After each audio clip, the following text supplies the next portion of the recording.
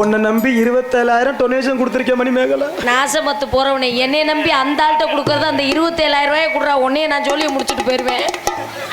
ஏண்டா என்னைய வச்சு நீ அடுத்தவன்கிட்ட பேசுறதுக்கு என்னைய வச்சு என்கிட்ட பேசுறா? நான் சொல்றேன் எனக்கு 27,000 ரூபா வேணாம், நீ சும்மா விட்டாலே போதும்டா.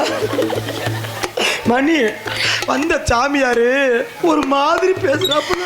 என்ன சொன்னீங்க? நாதா நாதா உங்களை எதிர்த்து பேசினாரா? இன்னும் பேச இல்லம்மா. அப்படி பேசி இந்த உயிரை வச்சுக்கிட்டு இன்னும் எதுக்கு நாதா இருக்கீங்க? அப்படி ஒரு நாள் சாகலான்னா முடிவெடுத்து செல்போனை ஆன் பண்ணி லட்சுமணன் போட்டாவத்தையும் பார்த்து சாகுற இடத்தையும் விட்டுட்டேம்மா. என்ன சொன்னீங்க? அந்த உதுத்த முண்டியே உயிரோடு இருக்கப்போ நம்மள என்ன எதுக்குமா சாக மாட்டோமா? சாமி நீங்க அணைச்சு விடணும். சாமி அடியில பண்றேன்.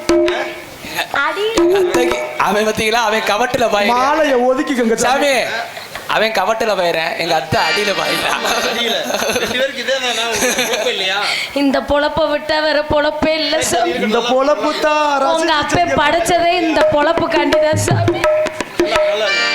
வந்தாரை வாழ வைக்க உங்களுக்கு நீங்க எல்லாம் எங்க இந்த புள்ள எதுக்கு இப்படி வருது? காட்டுவாசி முறைப்படி தங்களுக்கு வரவேற்பு. கண்ணை திறக்கணும் சாமி, கைய பிடிக்கணும் சாமி,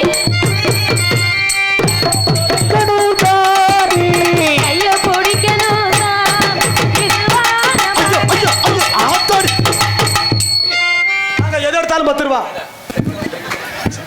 சாமி. அந்த ஆள் சொல்றான்னு கோவிக்காதீங்க. 2 பந்து ஒரு பொந்து உங்களுக்காண்டி இலவசமாச்சு.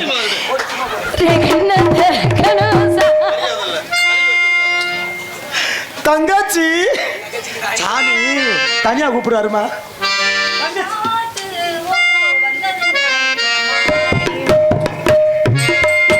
அதை கேட்டு செல்வதே மனம் தானே இன்று வந்த சொந்தம் என்னவோ அது கண்டு கண்டு அன்பு பொங்கவோ குயிலே போ போ எனினாலே அது உன்றாகம் அது என்றாகும் குயில் பாட்டு ஓ வந்ததென இளமானே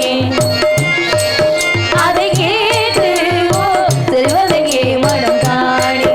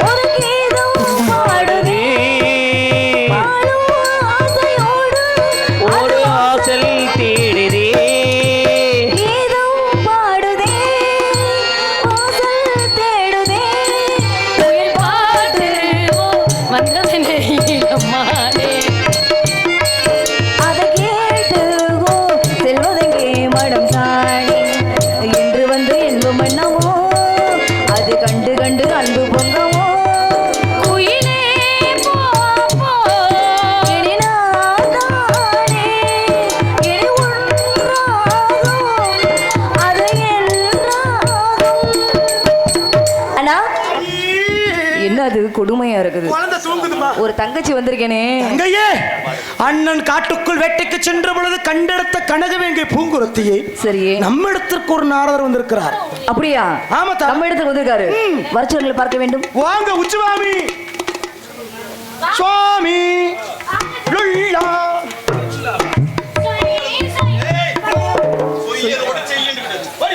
சாமி நீங்க வாங்க, எனக்கு ஆசை நீங்க தாங்க. சாமி நீங்க வாங்க, எனக்கு ஆசை நீங்க தாங்க.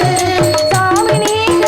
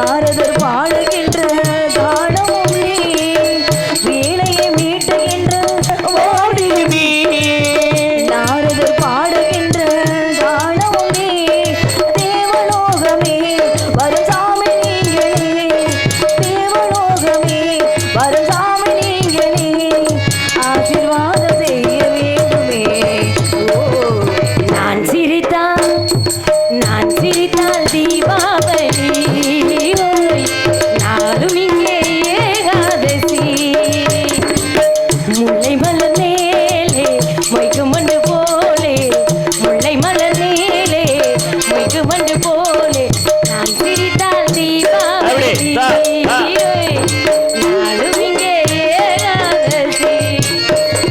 சாமி நீங்க வாங்க, எனக்கு ஆசை நீங்க தாங்க, சாமி நீங்க வாங்க.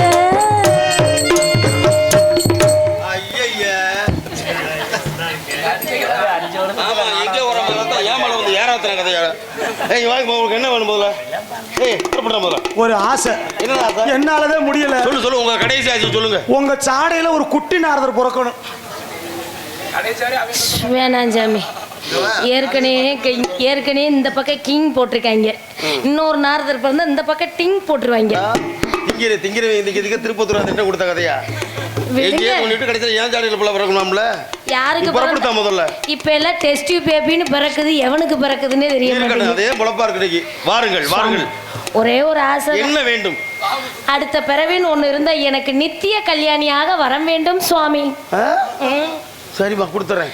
அப்படியே ஒரே புருஷனோட வாகன எரிச்சலா.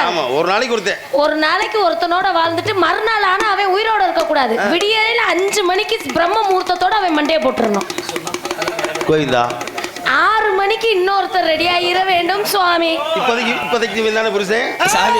5 மணிக்கு மண்டையை போட்டுருவேன் சாமி. என்னடா வர வேண்டும்? 1.5 கிலோக்கு சிமெண்ட் வாங்கி காங்கிரீட் போட்டு விட்டுருக்கு. சரி சாமி, அவன் அப்படிதான் சாமி கேட்பான். காங்கிரீட் போட சொல்றது அவன் தான், அந்த காங்கிரீட்டை விக்கிறது அவன் தான். சரி, போயிட்டு வாங்க. நல்லபடியா சாமி, அத்தை சொன்னது நிறைவேற்றிருங்க. 5 மணிக்கு க்ளோஸ் பண்ணிடுங்க. விளையாட்டு பொறுப்புகள் தானே. தலைவனுடைய வரவேற்பு கண்டு மெத்த மகிழ்ச்சி அடைந்ததின் காரணம், ஒப்புடன் முகமலர்ந்து உபசரித்து உண்மை பேசி ஒப்பிழா கோலிட்டால் உண்பது அபதமாகும் என்பார்கள். அந்த ரீதியில் நீயும் உனது அண்ணன் தோழி அனைவரும் கொடுத்த வரவேற்பு கண்டு மெத்த மகிழ்ச்சி. பூ போல உன்னுடைய முகத்தை பார்த்து வெகு நாட்களாகி விட்டது. சுருக சொல்லி விலக வைப்பதில் இந்த சுந்தரவழிக்கு ஈடு இணையார் என்னும் எதிர்பார்க்கக்கூடிய விதமாக உங்க பதில் நல்லா இருக்கு. நாடு எந்த நாடு? தொண்டை நாடு. நிலம்? குறிஞ்சி நிலம். ஊர்? சிற்றூர். தலைநகரம்? மேற்பாடி. மேற்பாடி. தந்தை பெயர்? நம்பி தலைவன். தாய் பெயர்? நங்கை மோகினி. உனது பெயர்? வள்ளி. உடன் பிறந்தோர்? 7 பேர். வந்திருப்பது? காவலுக்கு. என்ன காவல்? திரைக்காவல். கருந்தினை செந்தினை. கருந்தினை யாருக்கு, செந்தினை யாருக்கு? கருந்தினை எங்களுக்கு சுவாமி, செந்தினை முருகனுக்கு. சரி, கையில் உள்ளது? கவன் வச்சிருக்கேன் சுவாமி. அமைத்திருப்பது? பறவைக்கு. பறவை விரட்டுறதுக்காக. அமைத்திருப்பது பறன். பறன் மீது அமைந்திருக்கு. அடைந்திருப்பது? காவலுக்கு. பருவம். பருவம். பருவம். பருவம் என்பது சித்திரம். ஆமாமா. அதை பாதுகாக்கிறது ரொம்ப பத்திரம். கண்டிப்பாக. வருவது ஒரு முறை சாத்திரப்படி. அப்படி வருவதை தவற விட்டால் பெரிய உபத்திரமடி. இது இல்ல உங்களை இங்க இருக்க உபத்திரமடியா? உங்களை ஏங்க நான் டீன்னு சொல்ல போறேன். சரி சரி. நீங்க எனக்கு மாமன் மேல ஐத்த மகளா? இல்ல இல்ல சொல்லக்கூடிய. ஏன்னா நீங்க இந்த இடத்துல எனக்கு யாரு? சாமி. தாயில் சிறந்த கோவில் இல்லை, தந்தை சொல்றீங்க மந்திரம் இல்லை அப்படின்னு. ஏன்னா தந்தை வந்து மந்திரம் சொல்லுவாரு, அதே மாதிரி நீங்க வந்து தந்தையாக இருந்து எனக்கு மந்திரம் சொல்லி கொடுத்துட்டு இருக்கீங்க. அப்படி இருக்கும்போது தவறாக நீங்களும் பேசக்கூடாது, நானும் தவறாக பேசக்கூடாது சுவாமி. தவறு என்பது எங்க இருக்குன்னு நம்ம கண்டுபிடிக்கணும். கண்டிப்பாக. தப்பால இருந்தா தப்பு தப்பே கிடையாது. அது நம்ம மனசை பொறுத்து இருக்குது, நடந்துக்கிற பொறுத்தும் இருக்குது. ஏன்னா காமாலக்காரிக்கு கண்ணுல கண்டதெல்லாம் மஞ்சளா தெரியும். கண்டிப்பாக. அதுக்காக இருக்கிறது பூரா மஞ்சளா இருக்கு, அவளுக்கு கண்ணு மஞ்சள் காமால. ஆமாங்க. அது மாதிரி நீங்க பாக்குற பார்வை தவறா பேசி நீங்க எண்ணிடக்கூடாது. நம்ம பாக்குற பார்வையில பேசுற வார்த்தைகள் தான் இருக்குது சாமி. அதான் சொல்லுவாங்க, எண்ணி துணிக கர்மம் துணிந்தவன் எண்ணுவம் என்பது இருக்கு. ஒரு இடத்துக்கு போறோம்னா பலமுறை யோசிக்கணும். என்னடா மேல குமிழ குளத்துக்கு போறோமே, இந்த ஊர் எப்படி, இந்த ஊர் மக்கள் எப்படி, இங்க இருக்கக்கூடிய ரசிகர்கள் எப்படி, இந்த உலக எல்லா வரவேற்பு எப்படி, எல்லாமே நம்ம கொஞ்சம் யோசிப்போம். வந்த உடனே எப்படிப்பட்ட வரவேற்பு, எப்படிப்பட்ட உபசரிப்பு, எப்படிப்பட்ட உணவு, எப்படிப்பட்ட வரவேற்பு, எப்படிப்பட்ட கூட்டம், எப்படிப்பட்ட கைதட்டு, எப்படிப்பட்ட ரசிகர்கள் அப்படின்னு அந்த இடத்துக்கு வரும்பொழுதுக்கு வருமான பலமுறை யோசிக்கலாம். பார்த்த பின்னால அப்புறம் ஏன்டா வந்தோம், எதுக்கு தேவை. இன்னைக்குங்க நல்லா நிறைய கூட்டங்களே இருக்குது. எப்படி இருக்கு பாத்தீங்களா? அருமையா இருக்குதுங்க. எல்லாம் பெண்களே நிறைய வந்து பாத்துட்டு இருக்காங்க. இது எப்போதுமே சந்தோஷமா இருக்கு. இந்த மண்ணில எப்போதும் நிறைவா இருக்கும். நாங்க பல படவை கண்டு இருக்கிறோம். அதனால நீங்களும் இந்த இடத்துக்கு வரணும் அடிக்கடி. அப்படின்னா உங்களுடைய தன்மை நிலைநிறுத்த வேண்டும். அப்படியே சும்மா நீர்மலை எழுத்து மாதிரி கூடாது, அப்படியே கல்லுல எழுதுன எழுத்து மாதிரி பொண்ணுல எட்டுல பொறிச்சமா இருக்கணும். அது மாதிரி உங்களுடைய பேச்சு நங்கூர மாஞ்சமா இருக்கணும். கேளுங்கள், தரப்படும், தட்டுங்கள், திறக்கப்படும், தேடுங்கள், கிடைக்கப்படும். உலகத்துல நான் எத்தனை பெண்களை பார்த்திருக்கிறேன். சரிங்க, இவளெல்லாம் ஓபன் இல்லங்க இல்ல என்ன திடீர்னு உலகத்துல எத்தனை பெண்களை பார்த்திருக்கேன், இவளெல்லாம் என்னை காமிக்கிறீங்க. இவளெல்லவோ பெண் என்று உன்னை பார்த்து சரி சுவாமி எனது மனதும் சரி சரி அப்படி புலகாங்கிதப்படுகிறது. ஏன்னா எத்தனையோ பேரர்கள் படத்தை பார்த்திருக்கிறேன். காயத்ரியிலிருந்து, சாவித்திலிருந்து, கலைவாணியிலிருந்து, அனுசூயிலிருந்து, அகலியை, ரம்பை, ஊர்வசி, மேனகை, திலத்துமை, எத்தனை பெண்கள். சரி சுவாமி, அவளிடம் இல்லாத ஒரு அழகு நினைவு இருக்கிறது. அப்படின்னா சொல்வாங்க தெரியுமா, காக்கைக்கும் தன் குஞ்சு பொன் குஞ்சு அப்படின்னு இப்ப தன் குஞ்சு குஞ்சு உண்மைதானே? கண்டிப்பா. அது மாதிரி எனக்கு நீ அழகு. அதே மாதிரி அகத்தின் அழகு முகத்துல தெரியும். இப்ப மின்னுறதெல்லாம் நம்ம பொண்ணு நினைக்க கூடாது இல்லையா? அதே மாதிரி அடுத்தது காட்டும் நெஞ்சம் பழிக்கு போல் கண்டிப்பாக அடுத்தது காட்டு. நான் கேட்கிறேன், ஆமா ஒரு வார்த்தை சொன்னீங்கல்ல பழமொழி, என்ன சுவாமி? அகத்தின் அழகு முகத்துல தெரியும் சுவாமி. எப்படி தெரியும்? அகத்தின் அழகு முகத்தில் தெரியும்னா, இந்த அகங்கிறத வந்து ஒரு மனசு, மனசாகப்பட்டது முதல் அழகா இருக்கணும், நல்ல எண்ணங்களோட இருக்கணும். அந்த எண்ணத்துல வந்து வஞ்சகம், சூனி, வினை, கொலை, காமம், ஆசைகள், கெட்ட எண்ணங்களும் கெட்ட ஆசைகள் வரக்கூடாது. அப்படிப்பட்ட எண்ணங்கள் இல்லாம என்னைக்கு தூய்மையா இருக்கிறோமோ அன்னைக்கு இந்த அகத்தினோட அழகும் தெரியும், முகத்துல ஒரு சுளிப்பும் தெரியும் சுவாமி. நான் அதை திருப்பி சொல்லி பாத்தீங்களா? அடுத்தது காட்டும் நெஞ்சம் பளிங்கு போல் கடுத்தது காட்டும் முகம். ஆமா, கண்ணாடி இருக்கேன், சரிங்க, இப்படி வச்சுட்டு பார்த்தோம் நம்ம சிரிச்சா அது சிரிக்கும். கண்டிப்பாக கண்ணாடியை பார்த்தாவே எல்லாம் தெரியும். நம்ம முறைச்சோம்னா அது பருதுக்கு ஒரு முறைக்கும். ஏன்னா கண்ணாடி வந்து அதோடைய பிம்பம் அப்படித்தான் எடுத்து, அதோட ஒளி, அதோடைய பிரதிபலிப்பு கண்டிப்பா இருக்கு. ஆனா நான் என்ன கேட்கிறேன், இதெல்லாம் பொதுவான எடுத்துக்காட்டான விஷயங்கள். சரி சுவாமி. நான் என்ன கேட்டினா, அகத்தின் அழகு முகத்துல தெரியும்னா, இப்ப நான் கேட்கிறேன், இவங்க முகத்துல வச்சு சொல்லி கொடுக்க என்ன நினைச்சிருக்காங்க? அகத்தின் அழகு சொல்ல முடியுமா? ஏன்னா இப்போ வந்து அவங்க சிரிக்கிறாங்கன்னு வச்சுக்கோங்களேன், சிரிச்சாங்கன்னா அதுல ஒரு உள்ள சந்தோஷம் இருக்கும், சரி, மகிழ்ச்சியா இருந்தா. அதே மாதிரி ஒரு கவலைகள் வருதுன்னு வச்சுக்கோங்களேன், கண்ணீர் வரும்போது அதாவது அழுகாமலேயே அந்த முகத்தை ஒரு கவலையை தெரிஞ்சுக்கலாம். நானும் உங்க அண்ணன் எல்லாரும் பேசலாம், பார்த்து பேசும்போது இங்க இருக்கக்கூடிய முகத்துல பாரு எவ்வளவு சிரிப்பு இருந்துச்சு பாத்தீங்களா? இப்ப சிரிப்பாதான் இருக்கு, சிரிக்கிறாங்கல்ல. இல்ல அதான் அந்த அகத்துல வந்து ஒரு சந்தோஷம். அப்ப ஏன்னா உங்க அண்ணன் கொஞ்சம் நகைச்சுவை பேசுறாரு, அந்த நகைச்சுவையை காட்டிலும் நாரதர் பேசுறாருன்னு ரெண்டு பேருமே சிரிக்க வச்சான். ஆமா சுவாமி. இப்ப சிந்தனைக்கு வேலை. இப்ப உங்க முகத்துல என்ன குறி ஓடு தெரியுமா? என்னடா இந்த பிள்ளை காட்டுக்குள்ள வந்திருக்கு, புது பிள்ளையா இருக்கு, நல்லபடியா காவல் காக்குமா, இந்த காவல் உருப்படியா கொண்டு செலுத்துமா அப்படின்னு அவங்க எதிர்பார்க்கறாங்க. அதத்தான் சொன்னேன், அகத்தின் அழகு முகத்துல ஒண்ணு கிடையாது. எடுத்துக்காட்டுருக்கு மகாபாரதம் இருக்கு. மகாபாரதத்துல பாண்டவர்கள் எத்தனை பேரு? 5 பேரு. கௌரவர்கள் 5 பேரு. கௌரவர்கள் கௌரவர்களா? கௌரவர் 100 பேரு. ஆமா 100 பேர் சாமி. கௌரவர்கள் 100 பேர். கௌரவர்கள் 100, பாண்டவர்கள் 5, 105 பேரும் சிறு பிள்ளையாக இருக்கும் பொழுது அவர்களுக்கு குருநாதராகப்பட்ட துரோணாச்சாரியார். இந்த துரோணர் வந்து வில்வித்தை, வேள்வித்தை, எல்லா சகல விதமான வித்தையும் கற்றுக் கொடுத்தார். குரு அவர் தான். அப்ப என்ன பண்ணாரு, நல்ல அடர்ந்த காட்டு வனப்பகுதியில பயிற்சி களம் அமைத்து அங்கே உடற்பயிற்சி மற்ற இதர வில்வித்தை எல்லாம் கற்றுக் கொடுத்துட்டு இருக்காரு. கற்றுக் கொடுத்து மதிய நேரம் உணவு இடைவெளி வேலை, இந்த இடைவெளி என்ன செய்வாரு, இன்னைக்கு பாத்தீங்களா வாத்தியார் பிள்ளைலாம் நம்ம பிள்ளைலாம் மாணவ மாணிகளாம் ஆய்வுன்னு படிச்சுட்டே இருப்பாங்க. ஆனா மதிய சாப்பாடு சாப்பிட்ட உடனே அந்த வாத்தியாரா ஒரு 10 நிமிஷம் தன்னை மறந்து உட்காந்து ஓய்வு எடுப்பாங்க. ஏன்னா அது வந்து மூளைக்கு ஓய்வு கொடுத்தா மறுபடியும் அங்கே சிந்திக்க வைக்கிற மாதிரி பாடம் எடுக்கணும். இது அதுதான் சொல்லுவாங்க, உண்ட மயக்கம் தொண்டருக்கும் உண்டு. கண்டிப்பா எவ்வளவு பெரிய ஆளா சரி, கோடீஸ்வரன் வர விஷயம் இல்ல, ஏழை வாழைக்கு இருக்கும். ஒரு கை கஞ்சி குடிச்சானே வரப்புல கூட நம்ம கொஞ்சம் சாப்பிட்டா தூங்க வேண்டும் என்று நினைப்பாரு. இந்த மாதிரி அவர் ஓய்வு எடுக்க போயிட்டாரு. பிள்ளைகளா பார்த்து விளையாண்டுட்டு கொஞ்சம் ஓய்வு நேரம்டா, நான் ஓய்வு எடுத்து வரை நீங்க விளையாண்டுக்கிட்டு போயிட்டாரு. அப்ப கௌரவர்களும் பாண்டவர்களும் பந்து இருக்கு இல்லையா, பந்து அடிச்சு விளையாண்டுக்கிட்டே இருக்காங்க. விளையாண்டு இருக்கும்போது நீ முந்தி நான் முந்தி நீ முந்தி இப்படி அடிச்சு அடிச்சு அடிச்சு விளையாடும் போது காட்டுக்களை கண்ட மணிக்கு விளையாடுறாங்க. விளையாடும் போது காட்டுக்களை ஒரு பால் அடைந்த கிணறு, இந்த பந்து போய் விழுந்து இந்த கிணத்துக்கள் விழுந்துருச்சு.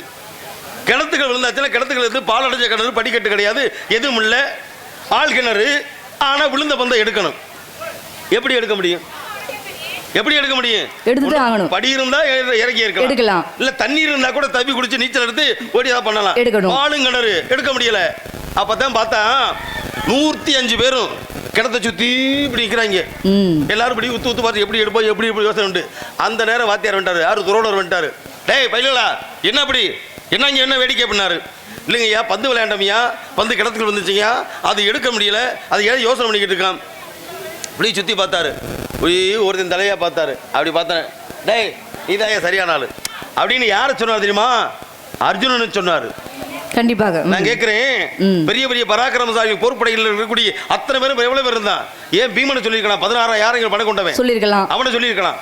இல்ல தர்மத்தை சேர்ந்த தர்மனை சொல்லியிருக்கலாம். இங்கிட்டு துரியோதனன் அவனும் 16,000 பழகி தான், யார் துரியோதனன் சொல்லியிருக்கலாம். எவனுமே இல்லாம அர்ஜுனன் மட்டும் சொன்னேன், அர்ஜுனா உன்னால பந்தம் எடுக்க முடியும் ஏடா அப்படின்னாரு.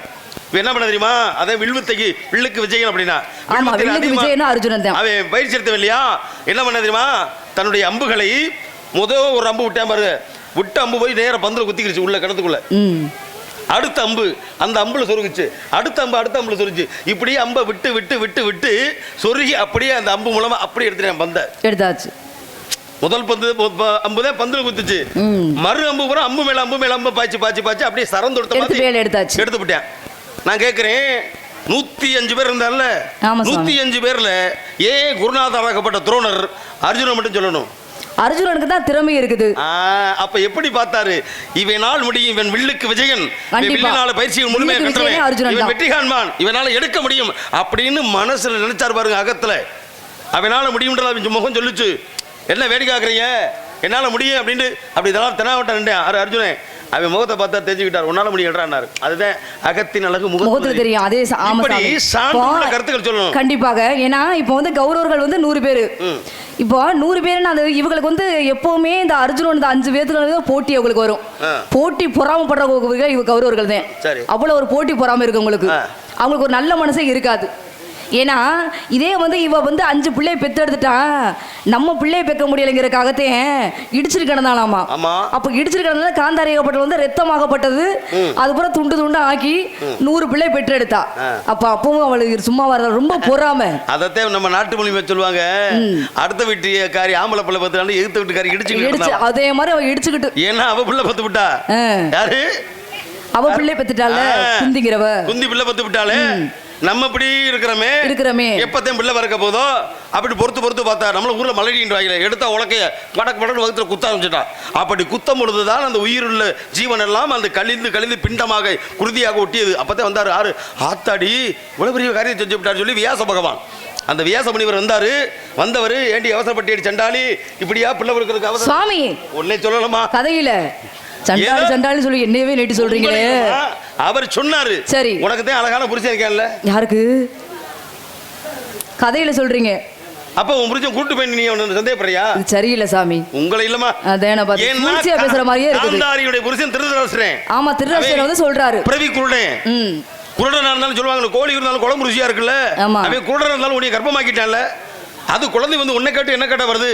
மலை பேரு மகப்பேரு மகா ஈஸ்வரன் அறிய முடியாது. ஆமா, ஈஸ்வரன் பார்க்க போகுது. அதுக்கு அப்படி ஏன் அவசரப்பட்ட அப்படின்னு சொல்லி அந்த உடைந்து விழுந்த அதாவது குருதியாக்கப்பட்ட அந்த குதிரைகளை புறம் ஒன்று தட்டி 100 குடங்களிலே அடைத்து எப்படி பெண்ணுடைய கற்பை பை இருக்கோ கருவறை இருக்கோ அதே போல அடைச்சு வச்சு அன்னைக்கு உயிரிழந்து கொடுத்து கௌரவர்கள் 100 பேரை பிறக்கிறதுக்கு வழிகாட்டினார். ஆமாங்க, நீங்க சொல்றது வந்து உதாரணத்துக்கு வந்து நான் மனிதர்கள்ல சொன்னேன். நீங்க வந்து இந்த கௌரவர்கள் 5 பாண்டவர்கள் வந்து அகத்தின் அழகு முகத்தில் தெரியும். ஆத்திரத்துல அறிவிழத கூடாது. இப்ப நான் கேட்கிறேன், கேட்கக்கூடிய கேள்விகளுக்கு தெரியும் பதில் தர முடியல. கேள்விகள் தரப்படும். கேட்டவனு கொடுத்தவன் கருணை, ஆமா சுவாமி. கேட்காம கொடுத்தவன் பாரி வள்ளல், செத்தும் கொடுத்தவன் சீதக்காதி, கொய்து கொடுத்தவன் கோணவள்ளல். நாட்டுல எத்தனை பேர் எத்தனை கொடுத்திருக்கேன்? கண்டிப்பா. நிலம் என்ன நிலம்? குறிஞ்சி நிலம் சுவாமி. இந்த குறிஞ்சி நிலத்து கடவுள் யாரு? முருகப்பெருமான். உங்க குலக்கடவுள் தானே முருகன் தானே? குறிஞ்சி தானே. காலையில் மலரும் தாமரைப்பு, அந்த கருக்கடையில் மலரும் மல்லிகைப்பூ, இரவில் மலரும் அள்ளிப்பூ, இவள் என்று மணக்கும் முல்லை புண்டு. கவிஞனின் பார்வையில காகிதப்பூ கூட மணக்கும். கவிஞர் இருக்கானே, கண்டிப்பாக காகிதத்துல பூ செஞ்சு இப்படி வச்சுட்டான்னு வச்சுக்கவே, அவன் கொடுக்கிற தமிழ் மனம் இருக்கு பத்தியா, கவிதை. அதே கண்ணுக்கு மையழகு, கவிதைக்கு பொய்யழகு. அவன் கொடுக்குற கவிதை அழகு அந்த காகித கூட மணக்குமா. மணக்கும்னா பூ வாசனை இல்லை, தமிழ் மனம் கமலும் அப்படின்னாங்க. அது மாதிரி இப்போ இந்த இடத்துல எல்லா இடத்து பூ நான் சொன்னீங்க. உங்க இந்த குறிஞ்சி என்ன பூ பூக்கிறது? குறிஞ்சி பூ பூக்குது சாமி. என்ன பூ? குறிஞ்சி பூ. நான் சொன்னேன் காலையில் மலருமா? இல்ல. மாலையில்? இல்ல. இரவில? இல்ல. அப்புறம் எப்போ மலரும்? அது 12 வருஷம் கழிச்சு. எப்படி? 12 வருஷம் கழிச்சு பூக்கும் சாமி. என்னமா அது பைத்தியாரத்தனமா இருக்கு. நான் சொன்னேன் காலையில மலரும் தாமரைப்பு, கருக்கல்ல மலர்றது மல்லிகைப்பூ, இரவில மலர்றது அல்லிப்பூ அப்படின்னு நான் சொன்னீங்கல்ல. அது மாதிரி எங்கேயாவது 12 வருஷம் வரைக்கும் ஒரு காத்திருக்குமா பூவு? இப்ப நான் கேட்கிறேன் உங்ககிட்ட, 12 வருஷங்களுக்கு ஒரு முறை குறிஞ்சி பூக்குதுன்னு சொல்லியா? ஏன் அப்படி 12 வருஷத்துக்கு முறை பூக்குறியா? தினசரி பூக்கூடாதா? ஒரு நாளைக்கு ஒரு பூக்கூடாதா? இல்ல ஒரு வாரத்தில் பூக்கூடாதா? ஒரு மாசத்துக்கு பூக்கூடாதா? ஏன் 12 வருஷம் கழிச்சு பூக்கணும் அப்படி கேக்குறீங்க? ஆமா, 12 வருஷம் கழிச்சு ஏன் பூக்குது? ஆமா, அப்படி கேக்குறீங்க. 12 ஆண்டுகளுக்கு ஒரு முறை தானே பூக்குன்னு சொன்னீங்க. ஏன் ஒரு 10 வருஷத்துல பூக்கலாம், 10 நாள்ல பூக்கலாம், 10 வாரத்துல பூக்கலாம், அப்படி பூக்கலாம். அப்ப ஏன் வந்து குறிஞ்சி நிலத்துல 12 வருஷம் கழிச்சு பூக்குது? இது காரணம் என்னன்னு கேக்குறீங்க? அப்படியா சாமி? ஆமா. தவத்திற்கு ஒருவர், தமிழுக்கு இருவர், குணத்திற்கு மூவர், சவத்திற்கு நால்வர், சகலத்திற்கு ஐவர், சுவைகள் 6, ஸ்வரங்கள் 7, திக்குகள் 8, கிரகங்கள் 9, பசி வந்தால் 10 பறந்துவிடும், ஆபத்துக்கு உதவாத பிள்ளை, அரும்பசி உண்ணப்பதா அன்னம், தாகத்தை தீராத தண்ணீர், தரித்திர மறியாத பெண்டிர், கோபத்தை அடக்காத வேந்தன், குறுமணி கொள்ளாத சீடன், பாவத்தை தீராத தீர்த்தம் 7 பயனில்லை அப்படின்னு சொல்லிருக்காங்க. ஆமா, சந்திரன் இல்லாத வானம் ஒளிவில்லை தாமரை இல்லாத வைகை மந்திரி இல்லாத வேந்தன் மதகரி இல்லாத சேனை சுந்தர புலவர் இல்லாத தொல் சபை தந்திகள் இல்லாத வீணை தனம் இல்லாத மங்கி உலகம் எது எங்கெங்கே இருக்கணுமோ அது அங்கெங்கே இருந்தா கண்டிப்பா சுவாமி. இப்ப கேட்டிருக்கீங்க குறிஞ்சி பூ வந்து குறிஞ்சியில வந்து ஏன் 12 வருஷம் கழிச்சு பூக்குது? ஏன்னா தாமரை பூ பூக்குது, அல்லி பூ பூக்குது, மல்லிகை பூக்குது, எல்லா பூவும் பூக்குது. ஏன் இந்த பூ மட்டும் அப்படி பூக்குது? காரணம் வந்து இந்த வந்து வேள்வி மலை சாரல். இந்த வேள்வி இடம் வந்து குறிஞ்சி நிலம் பக்கத்துல தான் வேள்வி இடமே இருக்குது. இந்த வேள்விங்கிற வந்து முனிவர்கள்லாம் யாகம் பண்ற இடம். அப்ப அந்த யாகம் பண்ற இடத்துல வந்து குறிஞ்சி பூ பூத்து குலுங்குது. அப்ப குறிஞ்சி பூ பூத்து குலுங்குற இடத்துல எப்படி யாகம் நடத்த முடியும்? அதாவது குறிஞ்சி பூனாவே மோகத்தை தூண்டக்கூடிய ஒரு பூக்கள். அப்படிப்பட்ட பூக்கள் வந்து இந்த இடத்துல பூக்க கூடாது. யாரு? பிருகு முனிவராகப்பட்ட முனிவரெல்லாம் கூட்டி வர்றாங்க. அப்ப கூட்டி வந்துட்டு எப்படியே யாகம் நடத்த இந்த இடத்துல யாகம் நடத்த வர்றாங்க. யாகம் நடத்த வரும்போது குறிஞ்சி பூ பூத்து குலுங்குது. இந்த பூக்கள் பூத்து குலுங்கும் போது நம்ம வந்து சுத்தமா இருந்து கண்டிப்பா நம்ம யாகம் நடத்த முடியாது முழுமையா. அதனால இந்த குறிஞ்சிக்கு நான் ஒரு சாபத்தை கொடுக்குறேன் இந்த பூக்களுக்கு அப்படின்னு இந்த பிருகு முனிவாகப்பட்டது சொல்றாரு. இனிமேல் இந்த குறிஞ்சி பூ ஆகப்பட்டது 12 ஆண்டு கழிச்சு பூக்கட்டும், அதுக்கு இடையில பூக்கவே கூடாதுன்னு சொல்லி ஒரு சாபத்தை கொடுத்தாருமா பிருகு முனிவர். அதனாலதான் இந்த குறிஞ்சி மலையிலேயே இன்னமும் சரிங்க பூக்காது, 12 வருஷம் கழிச்சு தான் பூக்கும். அதான் குறிஞ்சி பூ. எப்படி 12 ஆண்டுகளுக்கு பூக்கணும்னு சொல்லி ஒரு சாபம் பிருகு முனிவர் ஆகப்பட்டவர். யார் கொடுத்தது? பிருகு முனிவர் சாபத்தை கொடுக்கிறாரு அந்த பூக்களுக்கு. அதனாலதான் 12 ஆண்டு கழிச்சு சுவாமி. மோகத்தை தூண்டக்கூடிய தன்மை அந்த குறிஞ்சிக்கு உண்டு. அந்த குறிஞ்சிக்கு உண்டு. நான் 12 வருஷம் உட்கார்ந்து தவம் பண்ண போறேன். நான் தவம் பண்ணும் போது உன்னுடைய நறுமணமாகப்பட்டது எனக்கு பெண்கள் மீது மோகத்தை ஏற்பட்டுவிட என் தவம் கலைஞ்சிடும். கண்டிப்பாக பூக்காம் போ அப்படின்னு 12 வருஷம் பூக்க கூடாது. சூழ்ச்சியாவே பேசுறாரு. என்னையே தான் பேசிட்டே கிடக்குறீங்க. வாதி பிரதிவாதி கேக்குறேன். நடிக்கணுங்கிறீங்களா? இல்லங்க, நீங்க இருக்கும்போது நாங்க திரும்பி பேச முடியுமா? முடியாது. உடனே பேச முடியும். பேசுங்க. அதனால இந்த இடத்த ஒரு கேட்டீங்க அப்படின்னா நான் கேட்டதுக்கு தக்க பதில் கொடுக்கணுமா இல்லையா? அந்த பதில் கொடுத்ததுக்கு ரொம்ப நன்றி சொல்லணும் நான். சரி சுவாமி. சரி சாமி, சொல்லுங்க. என்ன கேட்க வரீங்க? ராமாயணத்தை எழுதுனது யார் சுவாமி? ராமாயணத்துல எழுதுனவன் எந்த மொழியில கேக்குறீங்க? தமிழ்ல சொல்லுங்க. தமிழாக்கம் செய்தவன் கம்பன், வடமொழியில் எழுந்தவன் வால்மீகி. மகாபாரதத்தை கேட்கிற பரிசம் இல்ல, கேட்கிற கேள்வி முதல் சரியா இருக்கு, அப்பதான் பதில் சொல்றது சரியா இருக்கு. கண்டிப்பாக. ஏன்னா கேட்கிற கேள்வி கேட்கிறவன் குழப்பவாதி ஆயிட்டானா பதில் சொல்றவன் குழம்பிடுவேன். இல்ல ஆக நீங்க இல்ல, அப்ப இதுல இருந்து என்ன தெரியுது? தமிழ்ல வந்து கம்பரு. இல்ல நீங்க குழப்பவாதியாக்க நினைக்கிறீங்க. இல்ல உங்களால முடியாது. இல்ல சாமி, அப்படி நான் குழப்பமா இல்ல கேக்குறேன். நான் தெரிஞ்சுக்கணும்னு ஆசைப்படுறேன், வேற ஒண்ணும் கிடையாது. கேளுங்க. மகாபாரதம் எழுதுனது வியாச பகவான். சொல்ல விநாயகர் பெருமான் எழுத சில அப்படிலாம் இருக்கு சுவாமி. ராமாயணத்தை பத்தி சொல்றீங்க இல்ல? ஆமா சாமி. என்ன ராமாயணத்தை கேக்குறீங்க, கேட்டு நானும் கேட்க வேண்டியிருக்கு. அப்படிங்களா? ராமாயணத்துல இப்போ வந்து ராமாயணத்துல கதாநாயகன் எடுத்துக்கிட்டா நம்ம ராமனை சொல்லுவோம். சரி. கதாநாயகி எடுத்துக்கிட்டா சீதையை சொல்லுவோம். சீதையாகப்பட்டவளும் ராமனும் கதைக்குள்ள ஒரு நாயகன் இருக்கானே, கதைக்குள்ள நாயகன் லட்சுமணன். அதே மாதிரி அந்த கதைக்குள்ளே ஒரு நாயகன் வந்து கண்டிப்பா அதாவது இந்த இடத்தை காப்பாற்றக்கூடிய போகக்கூடியதும் வந்து ஹனுமான் அவரு இருக்கிறாரு. சரி. அப்ப அந்த முக்கியமான ஹனுமான் இருக்கிறாருல்ல, இப்போ இருக்கும்போது சனீஸ்வரர் இருக்கிறாரு பாத்தீங்களா? சனீஸ்வரரை வந்து எல்லாத்தையும் ஆட்டி படைச்சவர், எல்லாத்தையுமே ஆட்டி படைச்சவர், யாருமே பீடிக்காதவர் கிடையாது. ஆனா அவர் வந்து ஒருத்தரை பீடிக்க முடியல, இன்னொருத்தரையும் தொடவே முடியல சுவாமி. வச்சுக்கிறோம். இப்ப கேள்விய சூட்சமம் வச்சுட்டீங்க. ஏன்னா சனியாகப்பட்டவன் யாரையும் பிடிப்பேன், நியாயமானது. 2 பேரை பிடிக்கல, இருக்கட்டும். இப்ப இந்த ராமாயணத்துல கதாநாயகன் சொன்னீங்களே, யார்? ராமன் தானே? ஆமா சுவாமி. நாயகி யார்? சீதை தானே? சீதை தானே? கண்டிப்பாக. இப்ப ராமனை 14 வருஷம் வனவாசம் சொன்னார் அப்பா. யாரு? தசரதர். வனவாசம் போனாங்கல்ல, யார் யார் போனது? ராமன், லட்சுமணன், பரத. யார் போனது? லட்சுமணன். அப்படி சொல்லுங்க. நான் பரத என்ன சொல்றேன்? இல்ல லட்சுமணன்.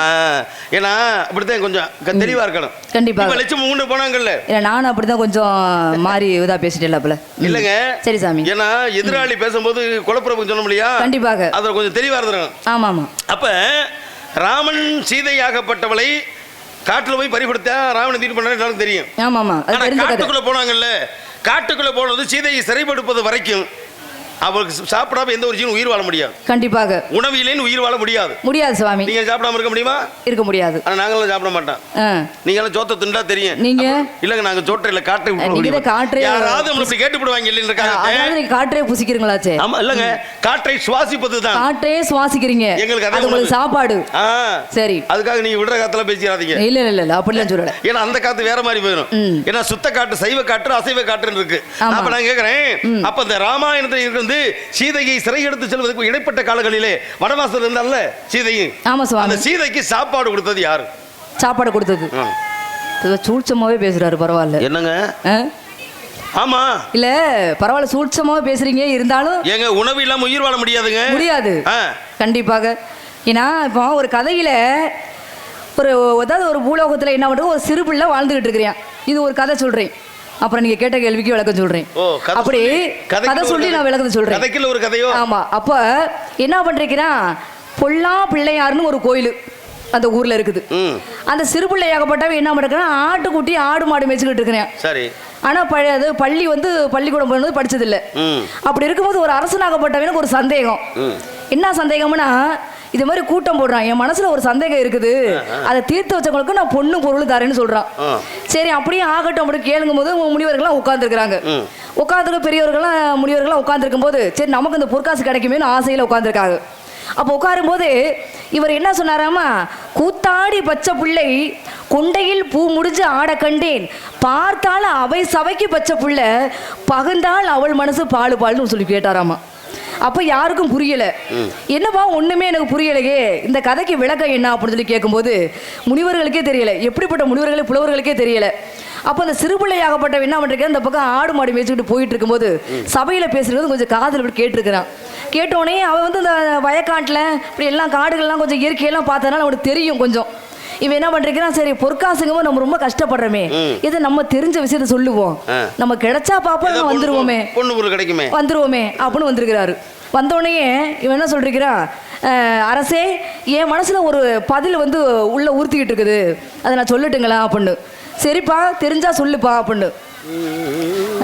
கூத்தாடி பச்சை பிள்ளை கொண்டையில் பூ முடிச்சு ஆட கண்டேன் சொல்லிட்டீங்க, பார்த்தாலும் அபிசவி பச்சை பிள்ளை.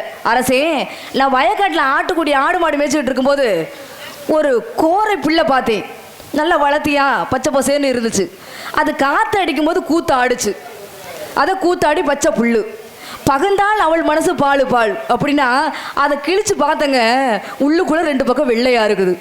அப்போ அது பாலு பால். அப்போ காற்று அடிக்கும் போது கூத்தாடுது, கிழிச்சு பார்த்தா உள்ள பால் இருக்குது, அதான் அவள் மனசு பால். இதாக இருக்குமா அரசேன்னு கேட்டிருக்கிறான். சரியா சொன்னப்பா அப்படின்னு சொல்லதுக்கு அதுக்கு இன்னொரு புலவர் என்ன சொல்றான், ஏண்டா நீ எல்லாம் ஒரு ஆளு பொடி பைய நேத்து முளைச்ச காணே, உனக்கெல்லாம் என்ன தெரியும், நான் இத்தனை புலவர்கள்லாம் உட்காந்துருக்கிறேன் சபையில், நீ ஏன் என்னைய பார்த்து கேட்குறீன்னா நீ அவ்வளோ பெரிய ஆளாடா அப்படின்னு கேட்குறான். அப்படின்னு கேட்கும்போது என்ன சாமி நான் என்ன தெரிஞ்சதை சொல்கிறேன் சுவாமி அப்படின்ட்டு அரசனுக்கு பதில் வந்து புரிஞ்சு போச்சு. இல்லை இப்படி இருக்கும்போது இவன் சின்ன பிள்ளைக்கு இப்படி எடுத்து கொடுக்குறீங்களே அப்படியெல்லாம் பேசாதீங்க, சிறு பிள்ளையாக இருந்தாலும் அவனுக்குன்னு ஒரு அறிவுத்தன்மை இருக்குது. ஏன்னா கட்டுறது கை மண்ணளவு கல்லாளது உலகளவு சொல்கிறாங்க. அப்போ எல்லாருமே கட்டுறது இதெல்லாம் படிச்சுக்க முடியாது, படித்தவன் வந்து அறிவாளின்னு சொல்ல முடியாது, முட்டாளும் சொல்ல முடியாது, அவங்களுக்கு ஒரு திறமை இருக்குது. அப்போ அவனை சொன்னோடனே அவனுக்கு பொற்காசு கிடைச்சிருச்சு. சிறு பிள்ளையா இருந்தாலும் புலவர்களுக்கு தெரியாத விளக்கம் இவனுக்கு தெரிஞ்சு போச்சு. அப்படிலாம் இருக்கு சுவாமி. நீங்க அந்த சிறு பிள்ளை யாரு? சிறு பிள்ளை அவங்க வந்து அந்த கோயிலே, அதாவது பொல்லா பிள்ளையாருக்கு வந்து ஒரு பணிவிட செய்யறவன், ஒரு ஏழையான பிராமணனுக்கு பிறந்த ஒரு மகன் அவன் வந்து இருக்கிறான். அப்போ அவனுக்கு தேவை வந்து அவன் வந்து இவர் சொன்னதுனால பிள்ளையாரோட ஒரு அருள் கிடைச்சு அவன் வந்து நம்பி ஆண்டவனுங்கிற ஒரு பேரு வேற போயிட்டான். அப்படிலாம் இருக்குது சுவாமி. ஏன்னா அவன் பேர் நம்பி. அப்படிலாம் இருக்குது. இதனால இதுக்கு ஒரு கதை, பெரிய கதை தான் இப்ப சொல்ல முடியாது. இப்போ இன்னும் சுருக்கமா பெரிய முழுமையான கதை என்ன, பிள்ளையார் வந்து சாப்பிடுவாரா, உணவு சாப்பிடுவாரா இல்ல அப்படின்போது நீங்க சொன்ன மாதிரி அந்த கோவில்ல அர்ச்சகர் அர்ச்சகர் வந்து விநாயகர் பெருமானுக்கு பிள்ளையாருக்கு தினமும் வந்து படைகள் படைக்கிறார். படைக்கும் பொழுது இவர் என்ன பண்றாரு, ஒரு நாள் அரசாங்கம் மன்னர் வந்து வர சொல்லிட்டாரு.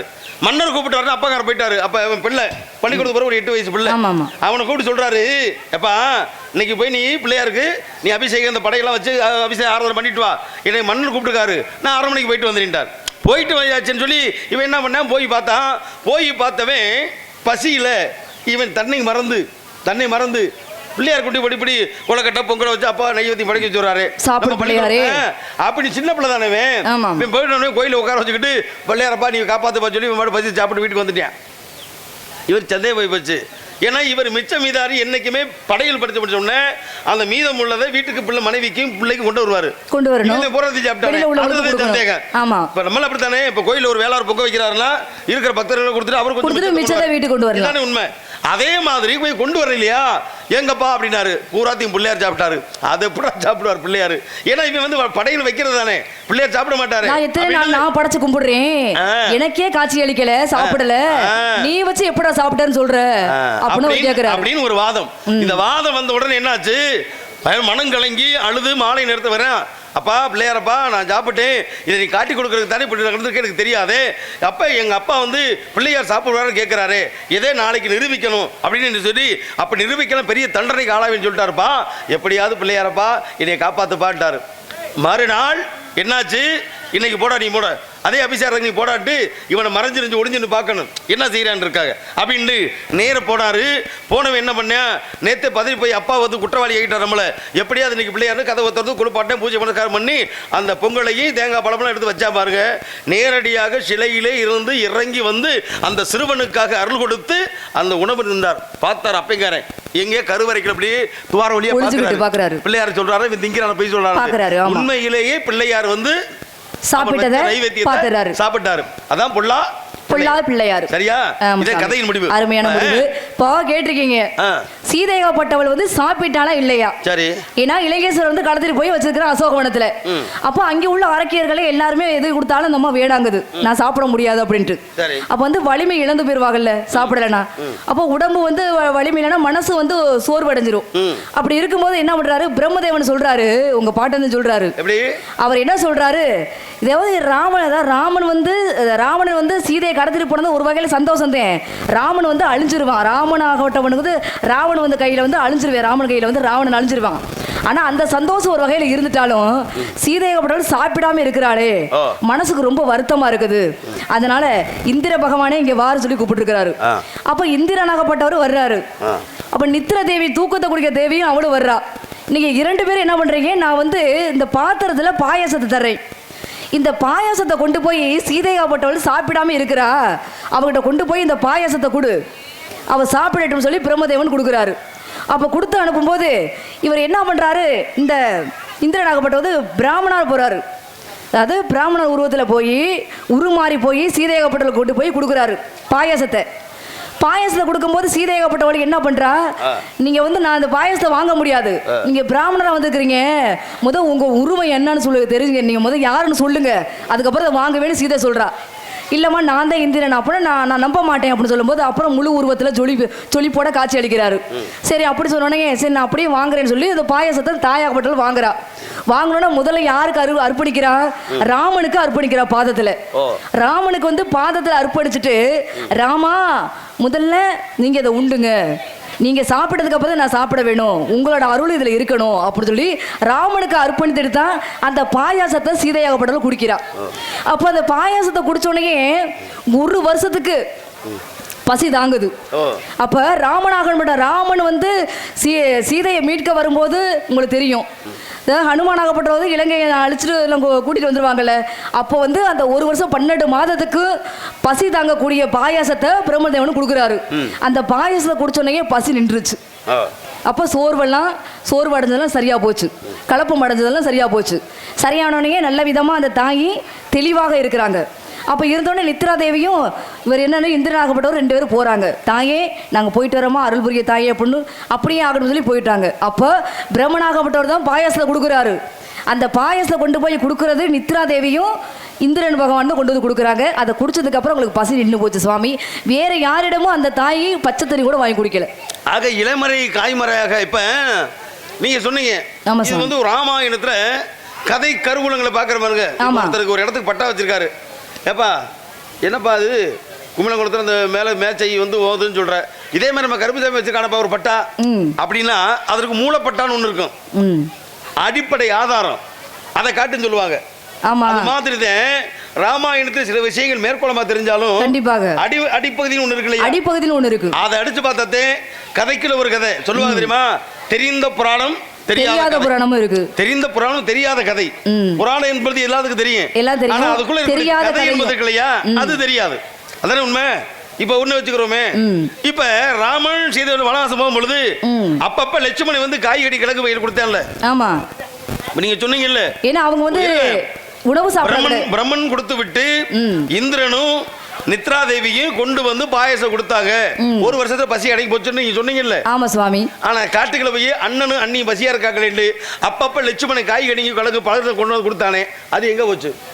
லட்சுமணன் காய்கறி, ஆமா, காய் கனிகள் எல்லாம் கொண்டு போய் கொடுத்தது. காய் கனி கிழங்கு பழம் எல்லாம் கொண்டு வந்து லட்சுமணன் கொடுத்தாலும் அப்பப்ப ராமனுக்கு சீதைக்கு அண்ணனும் அண்ணியாரும் பட்னியா இருக்க கொடுத்தா இல்லையா? ஆமா. அப்ப அந்த பழமும் காய் எல்லாம் எங்க போச்சு?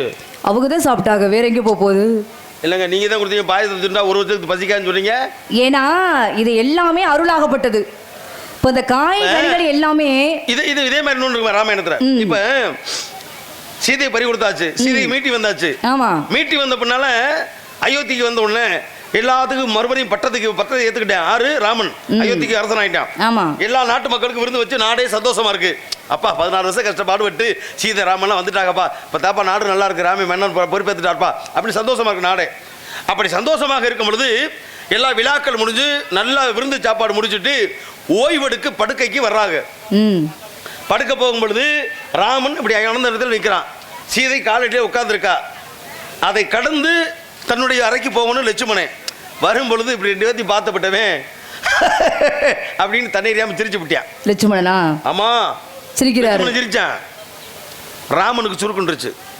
சிரிக்கிறானே. லட்சுமணன் இங்க வாடா அப்படின்னாரு. சொல்லுங்க பிரபு அப்படின்னா. இப்ப எதுக்கு சிரிச்சேன்னு? ஏன் சிரிச்ச? இல்லைன்னா அண்ணிட்ட சொல்றது தலையை சொல்லி இல்லைன்னா அது ஒண்ணும் இல்லைண்ணா அப்படின்னா. டேய் எதுக்கு ஏன் சிரிச்சா சொல்லியா? இல்லைண்ணா சொல்ல அப்படின்னா. ஆனா இவன் மனசு என்ன சொல்லி தெரியுமா? 14 வருஷம் நம்ம காட்டுக்குள்ள போனோம், நம்ம பொண்டாட்டிய ராவணன் தூக்கிட்டு போயிட்டேன், அவளோட உட்காந்து இப்படி சந்தோஷப்பட்டிருக்கானு சொல்லி கேவலமான தானே சிரிக்கிறேன் அப்படின்னு மனசுக்குள்ள அவருக்கு சந்தேகம். 14 வருஷம் தான் அண்ணனுக்காக பணிவிடை செஞ்ச ஒரு பராக்கிரமசாலி, ஒரு கற்பு நாயகன் லட்சுமணன். அவனை சந்தேகப்படலாமா? அப்போ சீதையை வந்து சந்தேகப்படுறாரு. சீதையை வந்து சந்தேகப்படுறாரு. ஏன்னா லட்சுமணோட தூண்டி விடுறாரு பத்தியா? தூண்டி விட்டானே அப்பதான் அயோத்தியில அது சொல்றாங்க. சந்தேகப்படுறாரு. சந்தேகப்பட்டதுக்கு அப்பதான் லட்சுமணன் சொன்னா, இல்லன்னா 14 வருஷம் அறவர பட்னியா உங்களுக்கு அந்நியாருக்கு பணிவிடை செஞ்சேன், இன்னைக்கு தான் வயிறார சாப்பிட்டேன். நான் 14 வருஷம் சாப்பிடவே இருந்தேன்னா உங்களுக்கு தெரியுமா? நான் சாப்பிட்டது இன்னைக்கு தான் சாப்பிட்டேன். அதனால அதை சாப்பிட்ட உடனே என்ன அறியாம தூக்கம் வருது. ஏன் காரணம்னா தூக்கத்துக்கு சொந்தக்காரி நித்ரா தேவி. அந்த நித்ரா தேவின்ற யாரு? அவ வந்து என்ன கூப்பிடுறா, என்ன அறியாம தூக்கம் வந்துச்சு. அப்பதான் அவளை பார்த்தேன். 14 வருஷம் எங்க அண்ணனுக்கு நான் பணிவிடை செய்யும்போது என்னை விட்டுட்டு இருந்தேன் இல்லையா, இன்னைக்கு நான் வயிறார சாப்பிட்டோன்னு என்னை எப்படி ஆட்கொள்ள வரையா அப்படின்னு அந்த நித்ரா தேவி தூக்கத்துக்கு அதிபதி அவளை நினைச்சு நான் சிரிச்சேன். காரணம் வந்து இந்த மனைவியாகப்பட்டவட்ட சொல்லிட்டு போறாரு பத்தியா? மனைவி வந்து ஒரு வரம் கேட்கிறா. லட்சுமணோட மனைவி வந்து, நான் வந்து இத்தனை வருஷம் வந்து சாப்பிடாம இல்லறவே கிடையாது லட்சுமணுக்கு. அப்படி இருக்கும்போது மனைவியாகப்பட்டவளுக்கு எல்லாமே கிடைக்கட்டும், எனக்கு இருக்க வேணாம் அப்படிங்கிற கதை. இந்த 14 வருஷமும் உண்டாம இருக்கிறாரு. அப்ப இருங்க, இது கேள்வி என்ன விஷயம் இருக்குல்ல. அப்ப ராமன் சொன்ன, சரிப்பா நாம இருவரும் அந்நியரை புரிஞ்சுட்டு, அதாவது நம்ம கிஷ்கிந்தாபுரியில காட்டுகள் அலையும் பொழுது நம்ம சேடன் அனுமன் இருக்கேன் இல்லையா, அனுமன் கொண்டாந்து கிடைக்கக்கூடாத ஒரு அரிதற்கான பழத்தை கொண்டு வந்து கொடுத்தானே, ஒரு அருமையான மாங்கனி. அந்த மாங்கனி நீ 14 வருஷம் கூட இன்னைக்கு காட்டை விட்டு போனது நாட்டை விட்டு போனது மறுபடியும் நாட்டுக்கு வரைக்கும் சாப்பிடலன்னு சொல்றேன். அன்று ஒரு கனி வந்து ஆஞ்சநேயன் கொடுத்தா நானும் சாப்பிட்டேன், உங்ககிட்ட கொடுத்தேன் ஒரு கனி, தம்பி சாப்பிடட்டும். அந்த கனி எங்க அப்படின்னு அன்னைக்கு கேட்டேன். யாரு? ராமன் லட்சுமணனை பார்த்து. அப்பதான் லட்சுமணன் பார்த்தான், அண்ணா எமது சந்தேகமா, நான் சாப்பிட்டு நினைச்சீங்களா, இதோ நீங்க கொடுத்த கனி என்று தொடையை அறுத்து அதுக்குள்ள இருந்து எடுத்து கொடுத்தேன் பாத்தீங்களா. ஏன்னா நான் சாப்பிட்டு ஒரு நிமிடம் நான் கண்ணை சுத்து தூங்கிட்டாலே என் அண்ணன் அன்னைக்கு என்ன ஆயிருமோண்டு நான் பணிவிடை செஞ்சவன். என்ன சந்தேகப்படன்னு ஆற தழுவி அன்பு முத்தம் கொண்டு உச்சி முகுந்து தன் தம்பியை அனுப்பி கொண்டான். யாரு? லட்சுமணன். அதனால இந்த உலகத்தை நம்ம சொல்றோம் இல்லையா, கற்புக்கரசி எத்தனை பேர் இருக்கிறாங்க? சீதையை காட்டிலும் கற்புக்கரசி ராமாயணத்தை ஒருத்திருக்கான யார் தெரியுமா? லட்சுமணன் முன்னாடி ஊர்மிளை தான். ஊர்மிளை. ஆமா. ஏன்னு கேளுங்க, இவளாவது சீதையாகவது நீ சொன்ன மாதிரி பாயசம் குடிச்சா, லட்சுமணன் கொடுத்த காய்கனிகளை திருண்டா எல்லாம் பண்ணா. என்னைக்கு லட்சுமணன் அண்ணனுக்கு அண்ணியா இருக்கும் நான் பணிபுரிய போறேன், 14 வருஷம் கழிச்சு தான் வருவேன்.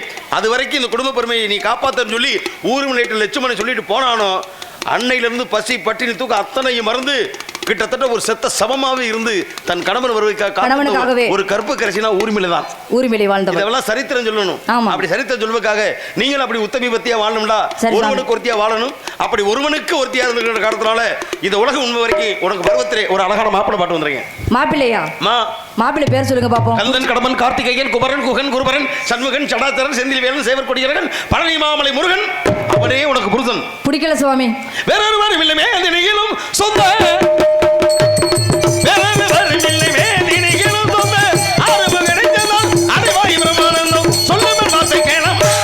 கேட்கவே முடியாது. கூட்டி கொடுப்பது தன் கோத்திற்கு முடியும். சொல்ல வந்த உனக்கு என்ன அக்கறையோ, எனக்கு என்ன சொல்ல வந்த உனக்கு என்ன அக்கறையோ, கைவரத செல்லாது போ. கூட்டி கொடுப்பது உங்களுக்கு கோத்திற்கு முறையை கேட்கலாமா? அப்படிதான் இருக்குது. கொடுக்கலாமே. கூட்டி தானே கொடுக்குறீங்க. ஏங்க கொடுக்கலாம். எப்படி? அன்பில்லாத அறிவு உலகத்துல இல்ல. சரி எடுத்து கொடுங்க. அவருக்கு அன்பு கூட்டி கொடுங்க. அன்பு கொடுங்க. உன்னை போல அறிவில்லாத கழுதைக்கு அறிவு கூட்டி. அறிவில்லாத என்ன பார்த்து அப்படி கேட்கலாமாயா? பண்பை கூட்டி கொடுக்கலாம், செல்வத்தை கூட்டி கொடுக்கலாம், கூட்டி கொடுங்க, வீரத்தை கூட்டி கொடுக்கலாம், அப்புறம் மாப்பிள்ளை கூட்டி கொடுக்க சொல்றீங்க. காலையில அழகுராஜன் சம்பளத்தை எப்படி கொடுப்பாள்வா? இத்தனை எல்லாம் சொல்றீங்க. அப்ப ஏன் இதை மட்டும் நீங்க எனக்கு சொல்றீங்க? மாப்பிள்ளை அதனால கூட்டி கொடுத்தது கோத்திரத்தை கேட்டாயே மாற்றி காட்டுகிறேன். அதிகாலை சூரியன் அஸ்தமனம் பாவதற்குள் உனக்கும் எம்பெருமான் முருகனுக்கு மனமெடுத்து காட்டுகிறேன். அப்படி இல்லை என்றால் நாரத மகரிஷி இல்ல வருகிறேன். சத்தியம். நாரதர் பாரு எப்படி சொல்லிட்டு போறாரு பாத்தீங்களா? இவர் சொல்ற மாப்பிளைய கட்டினு வச்சுக்கோங்க, ஊரு புறம் சொல்லிட்டு இருப்பாருங்க, நான் மாத்த மாப்பிளைய கட்டி வச்ச பொண்ணு. அப்படிலாம் கிடையாதுங்க. இருந்தாலும் முருக பெருமானே இங்கே ஏதாலும் வர வேண்டும் முருகா.